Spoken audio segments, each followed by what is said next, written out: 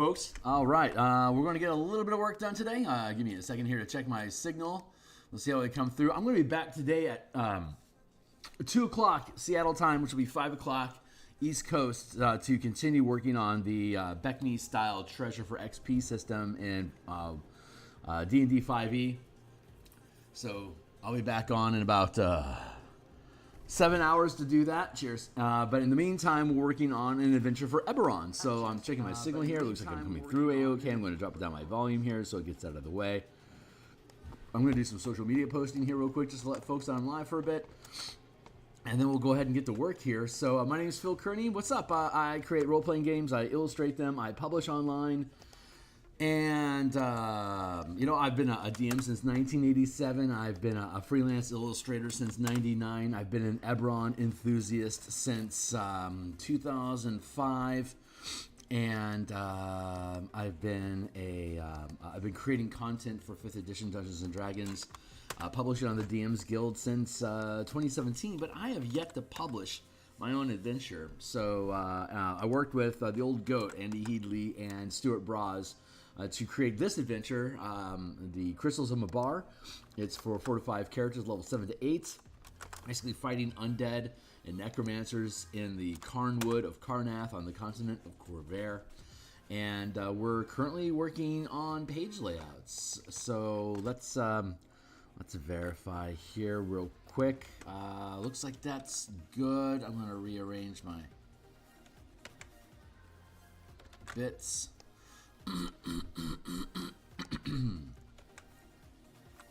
So everything should be on screen just fine now. Yeah, cool. Okay, great. Let's see. Just to wrap up the intro here, I'm on the X Twitter platform. If you are as well, I'm at Phil Kearney, where you can see coupons, early look-sees, illustrations, works in progress, and notifications like playtesting, other events that we're having. So if you want to stay in touch, you can do so that way at Phil Kearney. Also at Phil Kearney here on YouTube. Like, subscribe, hit the bell icon for notification when we're live in the future. Here's all 351 episodes that we've been building since the start to create all the map assets and tokens and stuff that go along with this adventure. Here's all my social medias you can connect through. And here's a stack of books that I've already made on the DMsGuild that are free previews, so you can go in and read them, check them out. If you think any of them are cool, after you read through them, if you want to consider more work like that, then consider making a purchase, supporting me on Patreon. And thank you. So let's see. This is the book cover we created back around episode 40. The lettering, I want to say we did like around episode 240. Let's get that out of the way. Here's the page layout that we have been working on. We sculpted the text to work around the character and the illustration, so I'm super happy with that.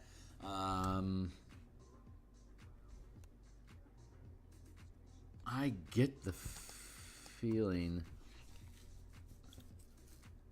Did I resize these? Did I not resize these? Let's verify. Hold on.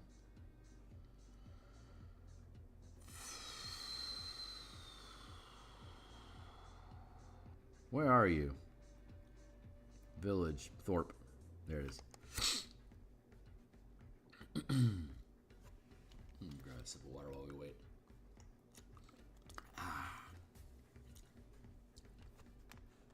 Yeah, it's a big file. It's going to take a moment to load. Come on, baby. I know you can do it. Come on, honey. Bring that bar on home. I stream artwork like this Monday through Fridays in the morning. I do game design. We're currently building the color mana spell point variant rules to replace the 8 schools of magic and spell slots.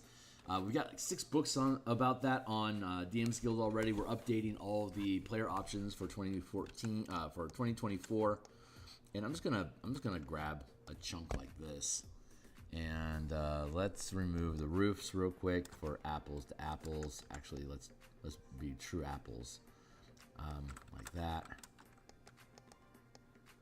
Just grab a chunk of this, copy, paste. Is it literally the same size? Holy shit, it's true to size. That's awesome. So what is this, a 300 DPI map? It's only 100 DPI. Okay, cool. Anyway, that worked out. So don't need to save it.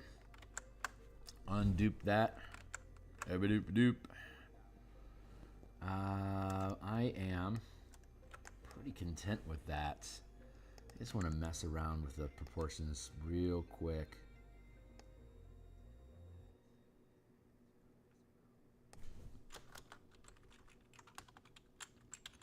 And this isn't the final building. We're just doing placement right now. If placement comes through, we can blend all this together properly so it sits pretty. But so far, I really like this arrangement. And like we were talking about before, all the columns, we want each column. So again, this is a 16:9 aspect ratio. So it's going to fit on your device horizontally. No worries on basically any device that you're going to use today that's digital. Since it's a PDF and it's only intended for digital production, that works out great. But a kicker here is that each column here is 16:9 ratio vertically. So if you want to look at the whole page together, great. If you just want to look at one column at a time for the information that you actually need right now, great too, because the whole adventure is, so far, we've been able to get through a third of the layouts in the book. And everything so far is aligning so that you can have a complete thought or packet of specific self-contained information per column. So the 16:9 with a 12-point font of text is enough space here. It's technically a 10 by 5.5 inch space that we're operating inside here. In each vertical column, and I honestly don't know the word count for that. I want to say it's around 300 some odd words, which seems to be sufficient for me to be able to just block out pieces of information like this highlight stuff here. We're gonna put here just to show you what the future is gonna look like a little bit more.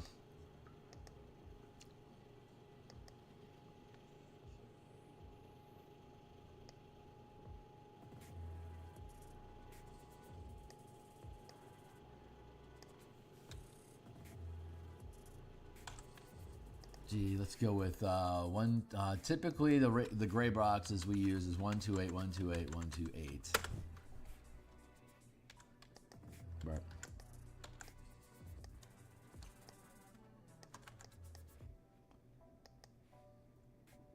I don't know if this is going to be the precise size or not. We're going to build boxes for all this stuff in the Microsoft Word program that we use for doing this sort of stuff, but I just wanted to demonstrate to you like how dark this text looks on the page right now, but when you drop a gray box onto it, it becomes a lot easier to digest, and it separates things and it creates framework. So I'm actually thinking that's a little bit light, so I'm going to let's try going with it's an 80-point gray. It's 80, 80, 80 here for these highlights. This text is true black. This is a 40, 40, 40. So we have 40, 40, 40, 80, 80, 80, and this is 128, 128, 128. I think I want to go with 160. Let's try 160. 160, 160, 160. Let's see how that serves us. That actually looks pretty good. I like that. It's not specifically the right size for the box. We'll have to figure out we'll use a grid. We'll use the grid inside of Word to make sure that we get the box is properly sized. But this is about what you should expect to see on a column by column format.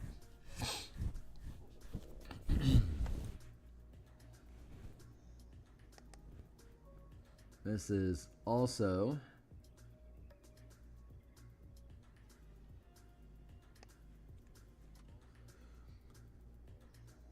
this is a journal entry here, so we could theoretically have journal pages here. See, that's still a gray though, it's not black, so I don't know if I want to do that. I might paint like page, like these are blocked in pretty close to get these entries.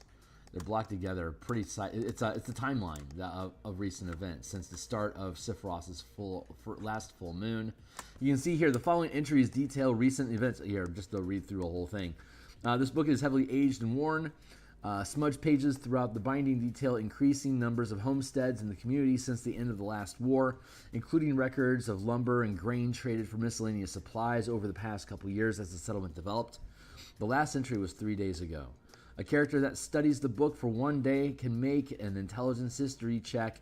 A result of 10 or higher confirms the village can sustain a modest lifestyle for the current population. A result of 16 or higher reveals efficiencies that can sustain a comfortable lifestyle for the current population and can afford to accommodate more families. This is the commons room, the commons hall. This is Jalen, the mayor, who's also the bookkeeper for the place. And then, so inside of the journal, recent events, the following events detail.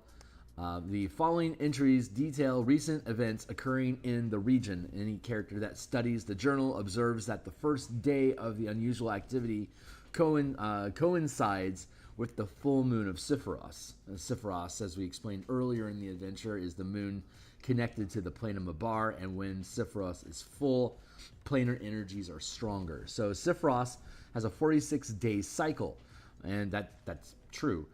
The dates of events listed below reference the phases of the moon. If the DM tracks precise dates, align the adventure with the campaign calendar in autumn. So full moon, 40 days ago. Loggers report the presence of soldiers. 1 day's ride into the forest, ordering loggers and hunters to stay clear of the northern Carnwood without explanation.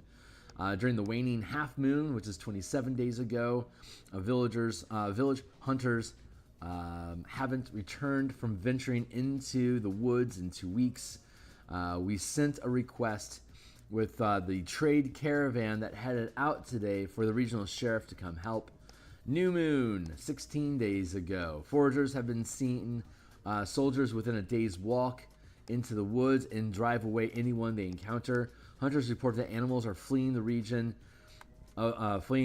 region of the forest, and there's a sulfurous scent in the morning air. Waxing moon, 9 days ago. Villagers found a missing logger in the forest, dead and covered in putrid moss with an oily grit. We burned the body. 2 families have gone missing from homesteads along the tree line. No response from Fort Bastion, which we explained earlier is where the sheriffs are coming from, and your characters are deputized. 5 days ago, families near the forest have seen shadowy figures wandering along the tree line at night, but there's no sound. The woods feel more dangerous than in the past. 5 more homesteads have been abandoned, 7 total. 3 days ago, community meeting this evening to discuss what to do.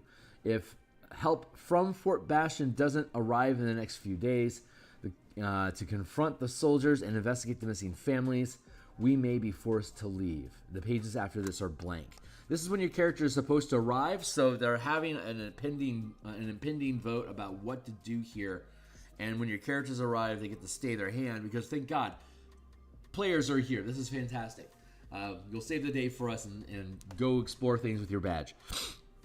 If you arrive, if the DM instead decides that they need to arrive too late that evening when they have that meeting, undead attack the village and everyone is killed. So your team walks in 3 days later to everyone basically dead in the village, rotting, and weird plants growing out of their corpses. The horde of undead that came from the forest left obvious footprints that's easy for the characters to track into the forest to the manifest zone to propel through the adventure. So it's a very, very linear in design, but the way that it plays, that it's just a natural evolution. The team is not pressured to do any of these things. You have plenty of time to do whatever you want.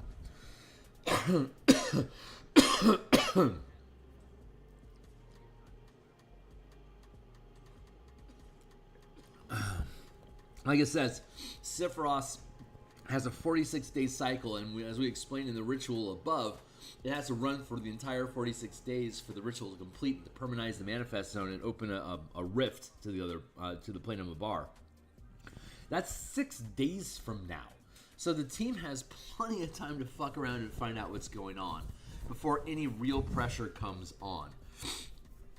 If you're using an alternate plot hook where you're trying to secure the facility from the necromancers, one of them is, we just want you to secure the place but keep the ritual going so we can send new supervisors in to assure it completes without any problems.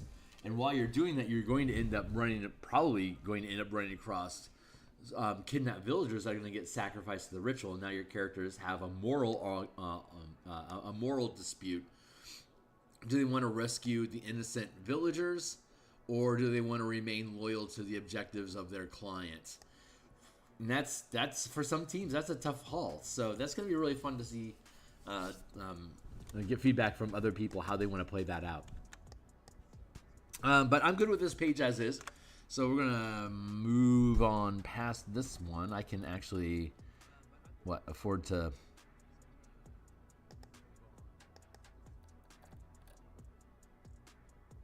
Well, something seems weird.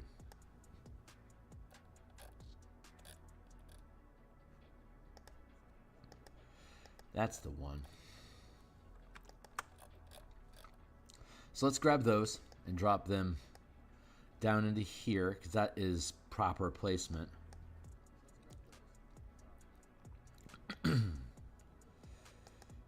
All right, so we were then contemplating this thing's future. Here is the constabulary.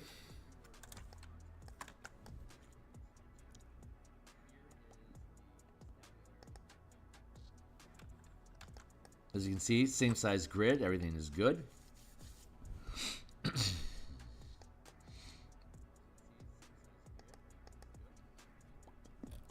And I want to grab this dude.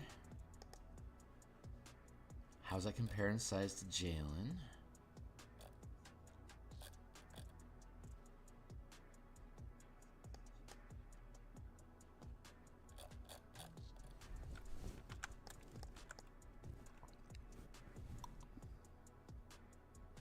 That's good portioning. So we can have that sit. It looks like I've got open space going on here. So how do I want to play this out? This guy sits fine.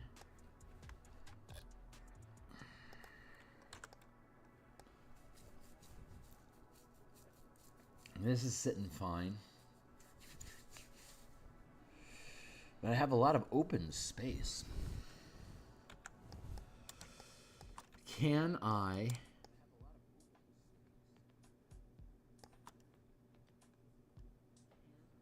I like the accusatory finger pointing. This is the fun thing about being able to do these things actually here on screen, is I can just rearrange the elements as I please. So I am not bound to where the text is at all. So I can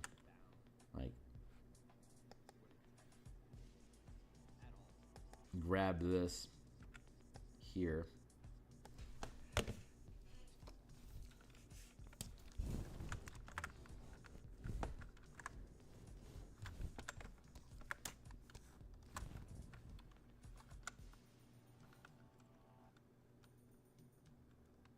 Let's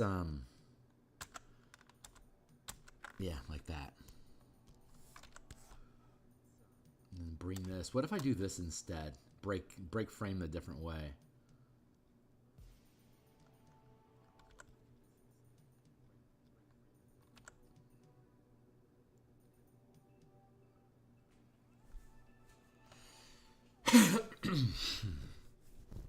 So you have the entrance, and then we have the forest path.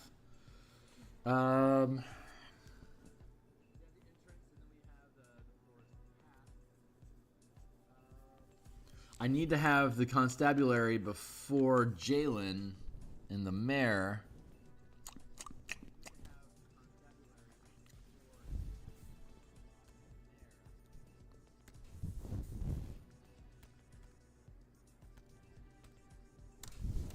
Here's the page. We'll put the condition icons here once we build them.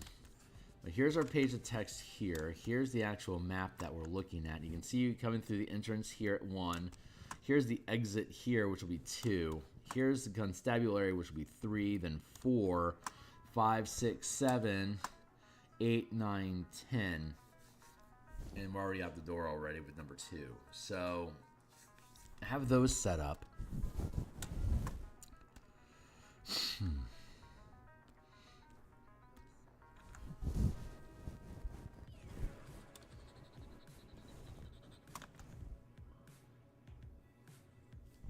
I certainly have more. I certainly have space.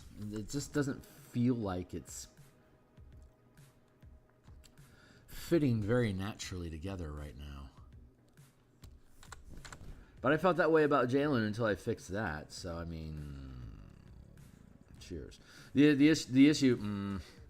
What if I wanted what I wanted to do was have an illustration showing like entrance to the town, like just a townscape picture.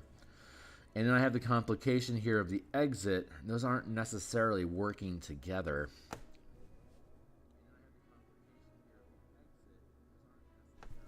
What if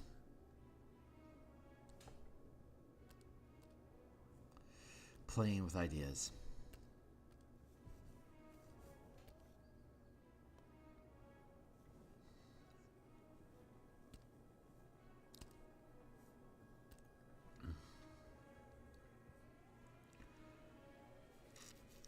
What if I did something like this instead? We can.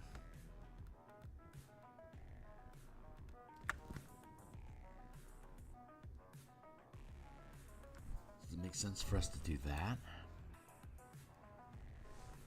I'm gonna take this dude and then free transform, flip that way.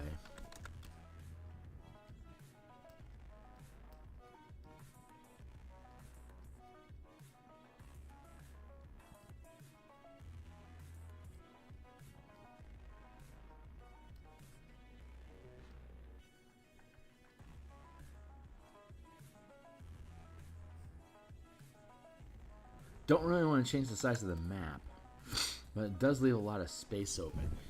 But it's not organized, I think, the way that I want it to be.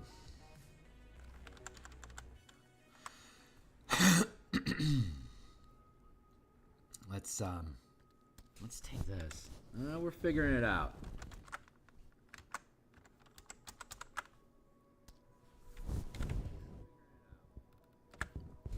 I could bring this down to here. And then I can take this.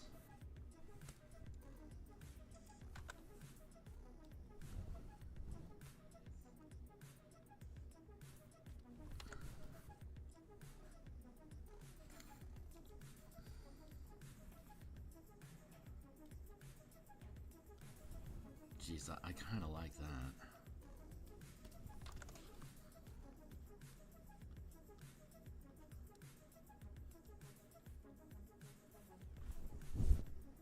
Huh.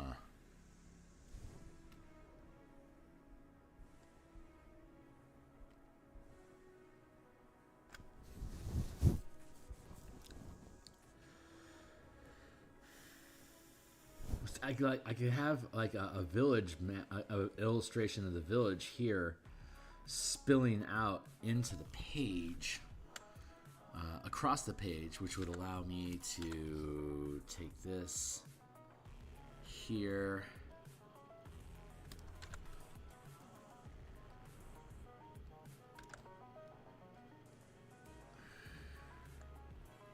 I could be here like that.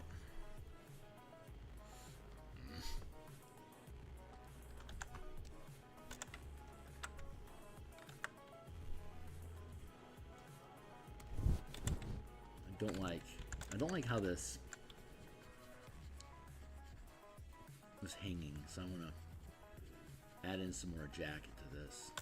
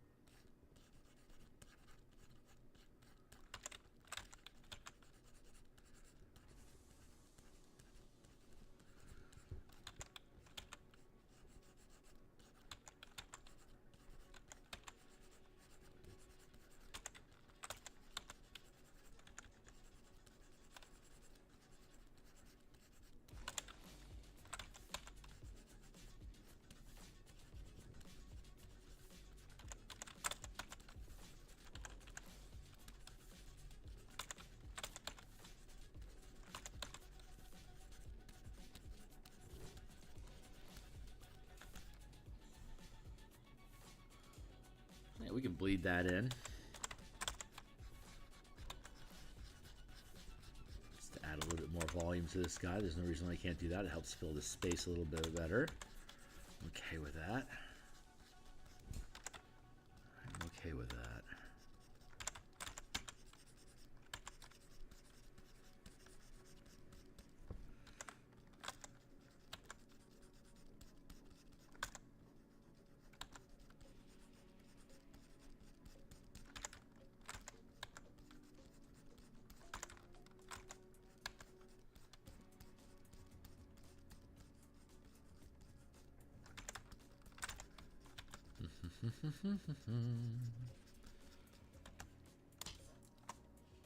Yeah, that's going to actually just extend his duster down a little bit. It's all I'm going to need to be able to basically just feel like, you know, flesh it out. So that feels good. I'm going to actually merge this down and preserve the I don't want to duplicate. I want to merge down. Thank you, though.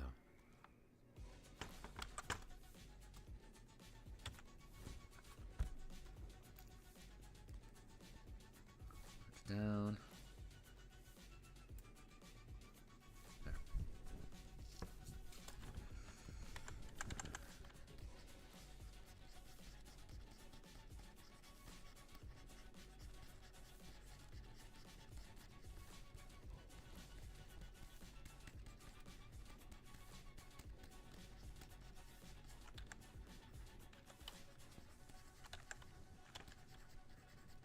Oy vey.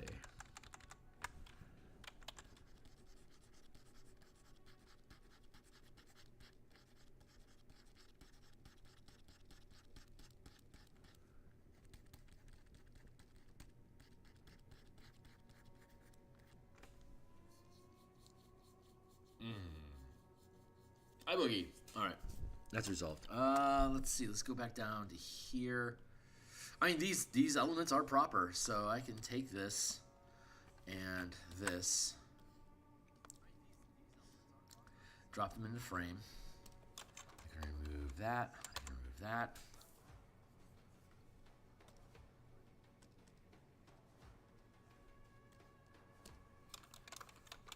Remove, remove.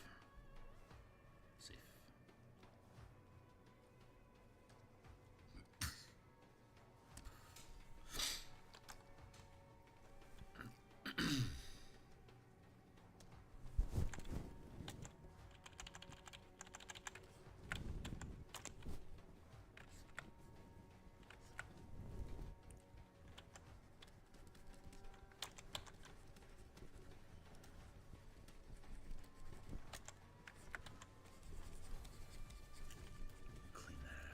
Bit here, clean that up.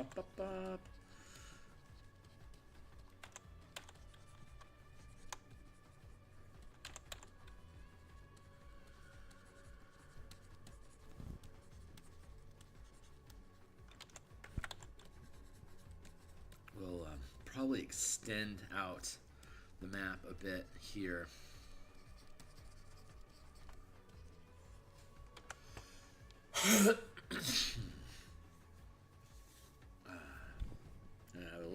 Forest, that might feel good, just to flesh that out a bit more. So we're gonna take this guy and probably bring him down a snig. I don't know what it is about the word snig, but I sure like it.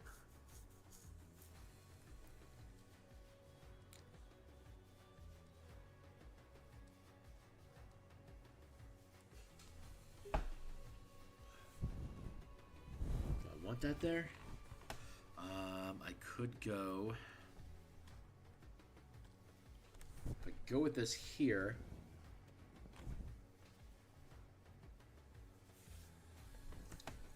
can I have a reasonable look?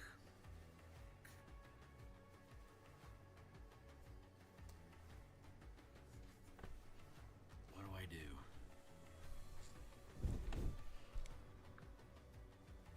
I've got 20 more minutes this morning. Let's figure it out.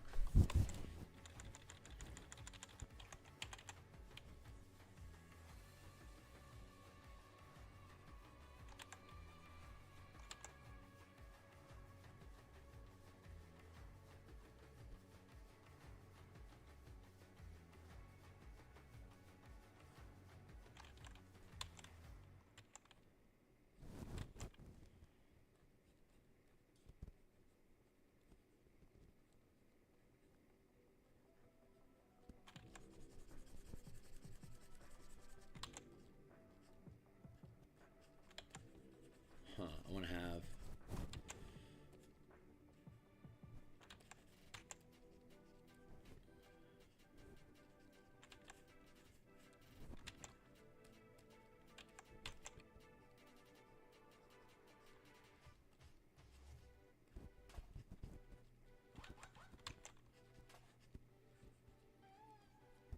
that already feels busy.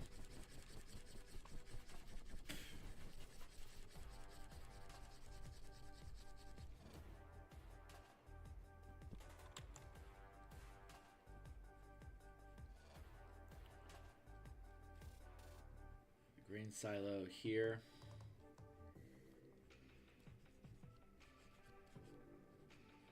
Building here.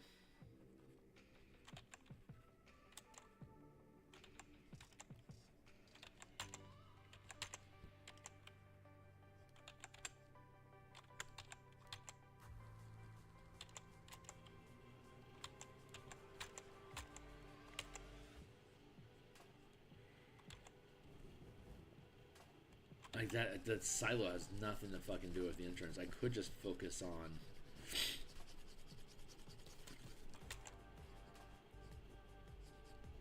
tree with a sign nailed to it. Says peace. Pop 87. The little sign. The piece of chalk or whatever.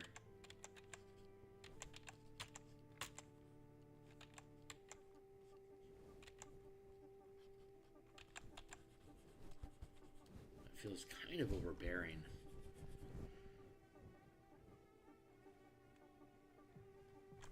It doesn't provide great context either, so I don't think I actually like that.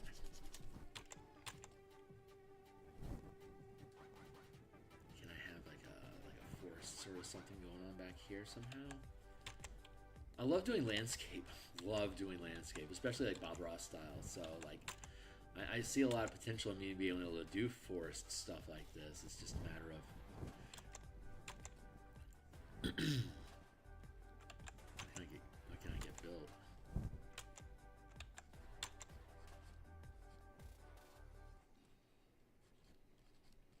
My grain storage seems to be getting in the way again.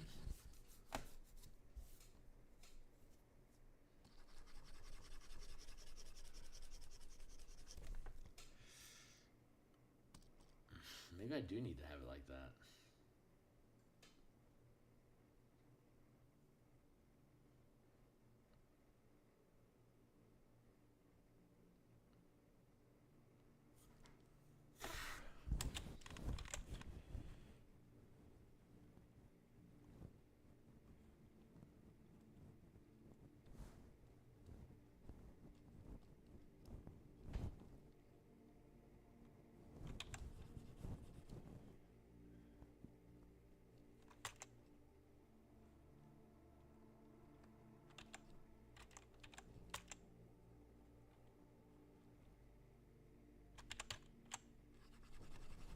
What if instead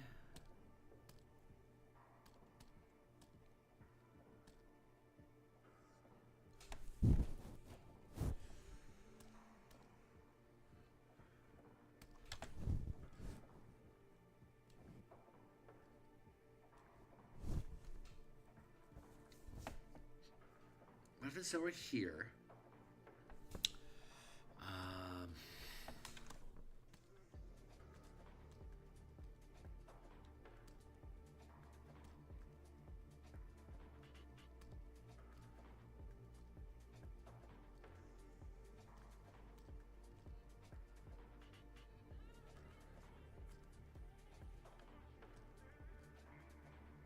Instead did this.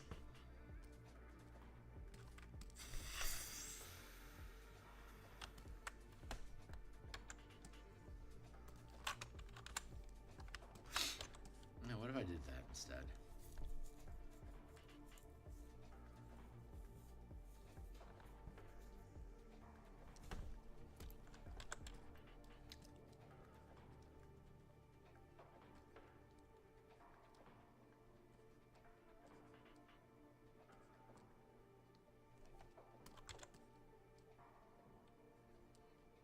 Very linear.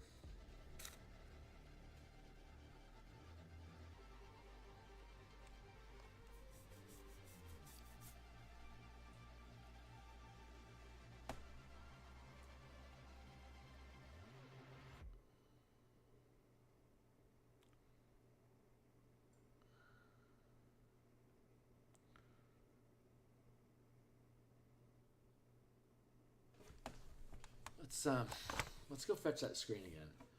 Hold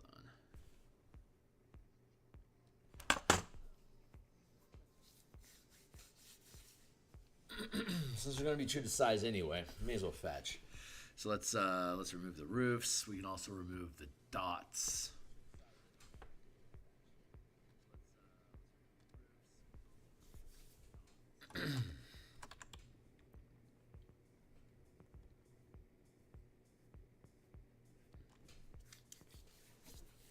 Grab a fairly decent sized chunk of territory here.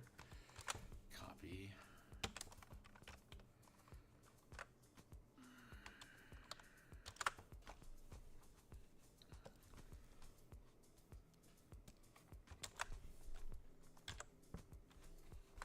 Let's close out with this window before it causes me any trouble. I'm gonna hit save here before that causes me any trouble.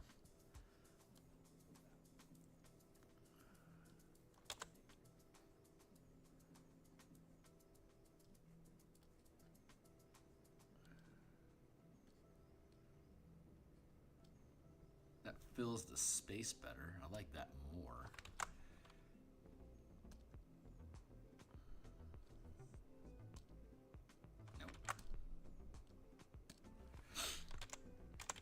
Bring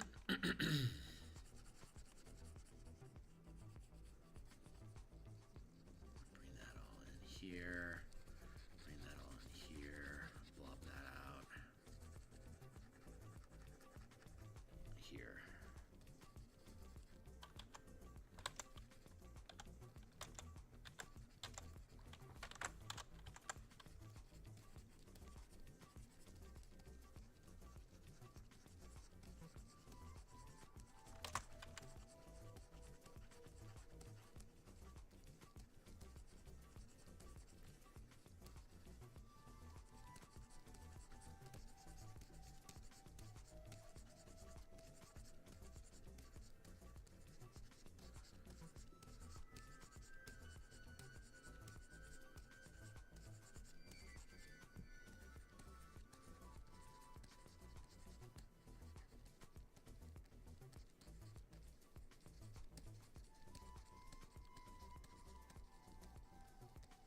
I kind of want to have that fade in here like that, because I don't want other buildings confusing what we're looking at.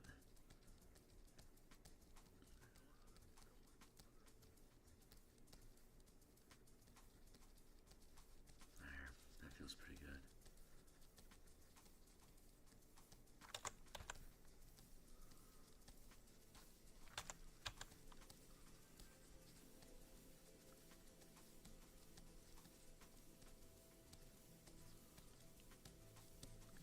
I like that. That feels good. Get him out of the way. I don't need to hear anything about you, Creative Cloud. Thank you for what it is that you are. That feels good. I like how that's occupying the space.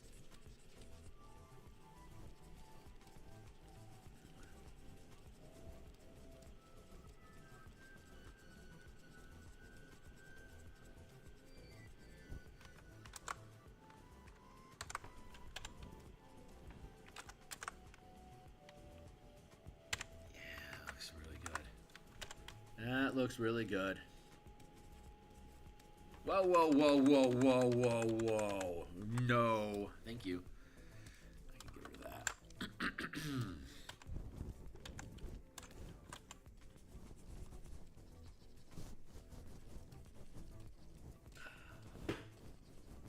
Push that out a bit.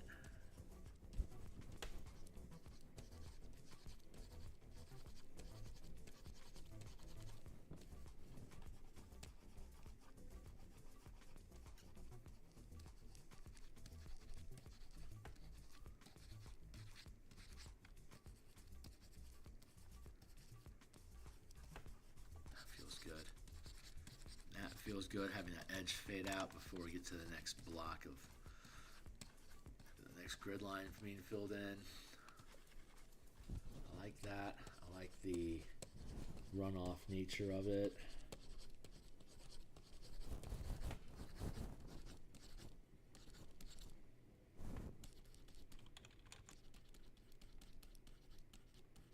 Very specifically want to fade that out.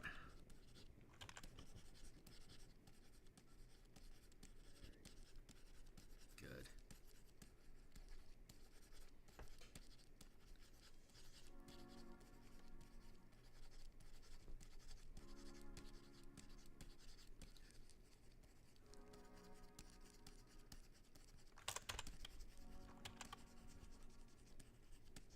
It's naturally fading out towards the... That just feels good.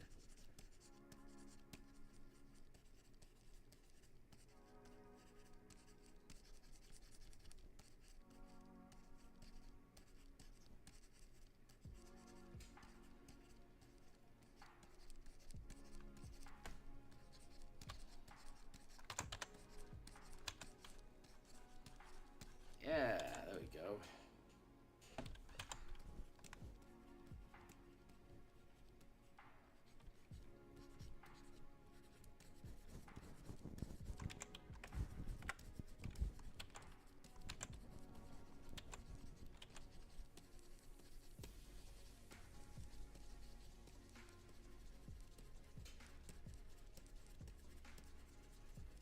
Actually breaking frame over here. The border helps create a frame that I can lean into. So I don't have to have all sides of the illustration be vignette.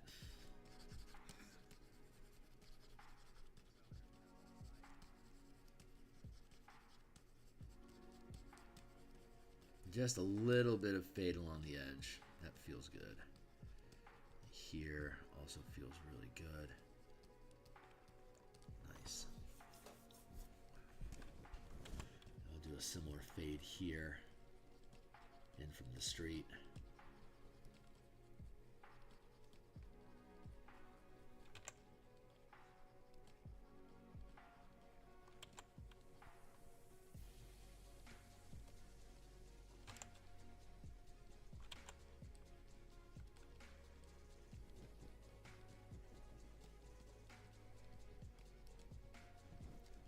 I like fading out the grid to look like foot traffic.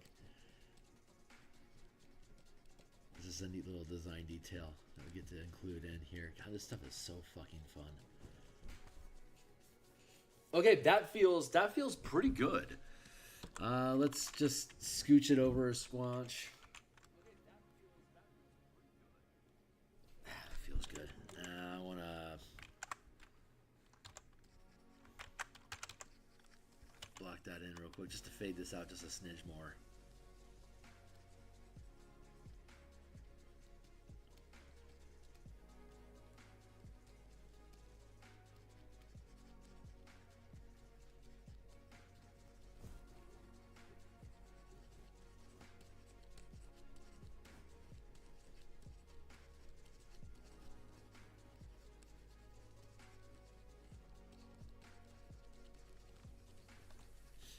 Probably go square down to the edge.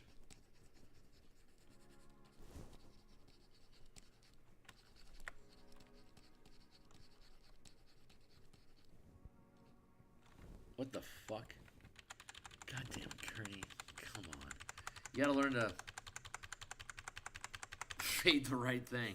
I'm going to just drop that into position and overlap that real quick here.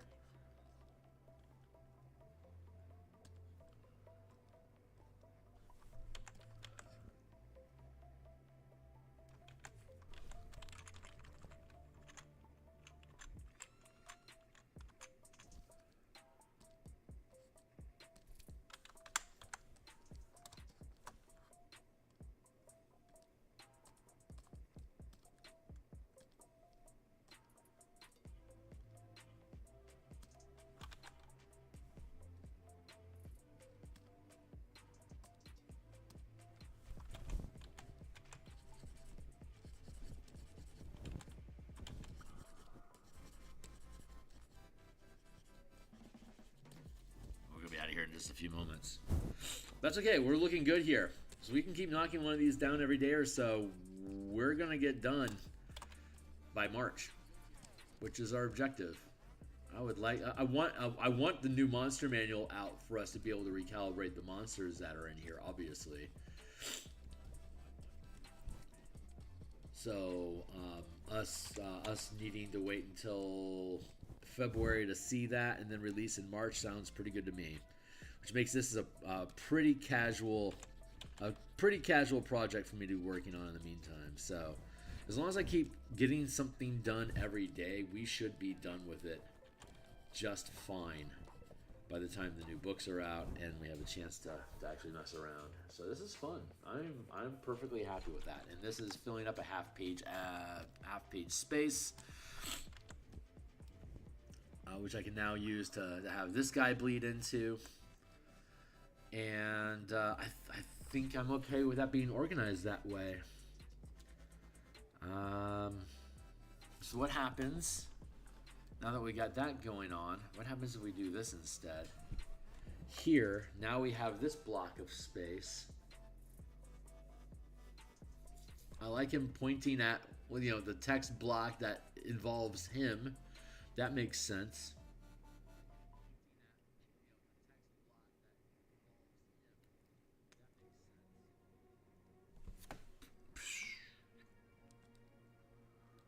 We're going to apply that layer mask, and I think we're just going to come in here. We're just going to start messing around with the color, just to fix this, to extend it out a bit.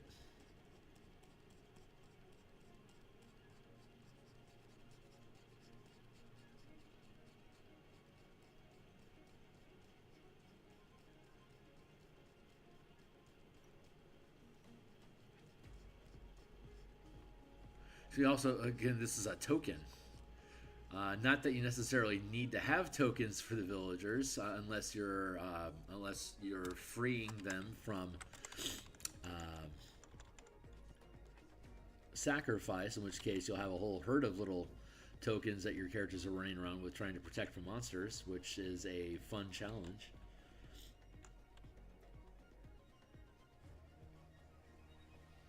Monsters attack.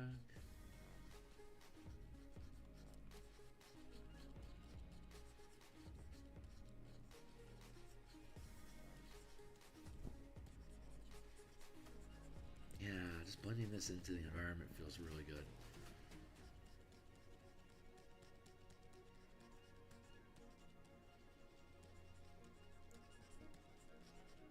Because again, here's the hard line for where the token ends. So everything that we're doing extending beyond that is just for illustration purposes. Just for aesthetics.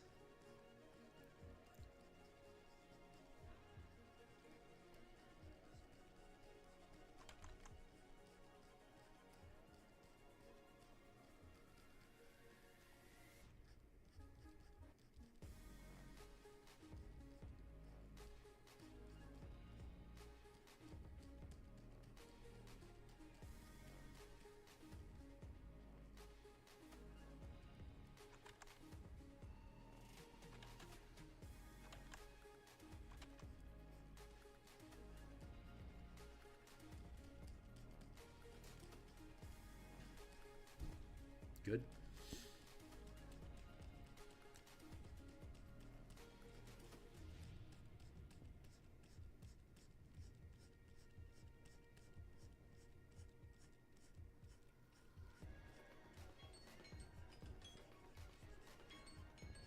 Alright, that's my cue to skidoo.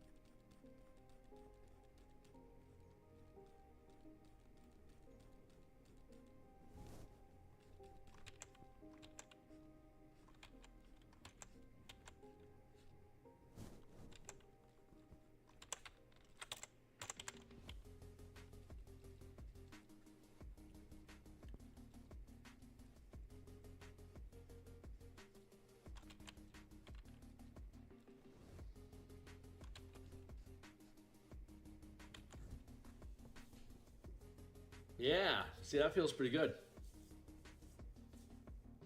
Yeah, that feels really good. Okay, cool. So that means we can, potentially pad out the text in here if there's anything extra I wanted to say. But beyond that, we have illustration space here for some sort of something. Maybe we'll end up going with the sign for peace. I don't want to crowd that too much, but I don't want to let it go either.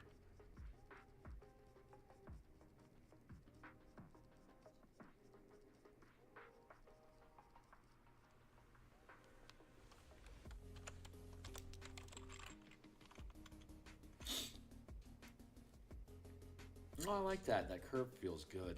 Okay. Okay, great. So we're going to stop here for now. We'll figure out how to fill in these little gaps.